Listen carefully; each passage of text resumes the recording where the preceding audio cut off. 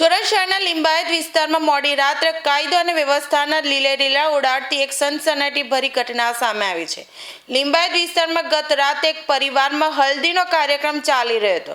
ગીત સંગીત અને ખુશીના માહોલ વચ્ચે અચાનક ગોળીબારનો અવાજ સંભળાતા દોડધામ મચી ગઈ હતી. લગ્નના મંડપ પાસે જ પિન્ટુ નામના યુવકને નિશાન બનાવી ફાયરિંગ કરવામાં આવ્યું હતું. હુમલાખોરોએ કરેલા ફાયરિંગમાં પિન્ટુને પગના ભાગે ગોળી વાગી હતી.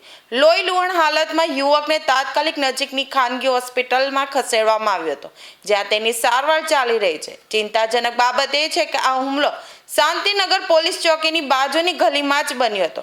પોલીસની હાજરી હોવા છતાં ગુનેગારોએ નિર્ભય બનીને ફાયરિંગ કર્યું, જે સુરત પોલીસની કામગીરી સામે પણ સવાલો ઊભા થયા છે. ઘટનાની જાણ થતાં જ ઉચ્ચ પોલીસ અધિકારીઓ સહિત પોલીસ ઇન્સ્પેક્ટર અને કાફલો ઘટના સ્થળે દોડી આવ્યો હતો. ફોરેન્સિક સાયન્સ લેબોરેટરીની ટીમ પણ તપાસમાં જોડાઈ છે. ઘટના સ્થળેથી પુરાવા એકત્રિત કરી હુમલાખોરોને પકડવા માટે ચક્રો ગતિમાન કર્યા છે.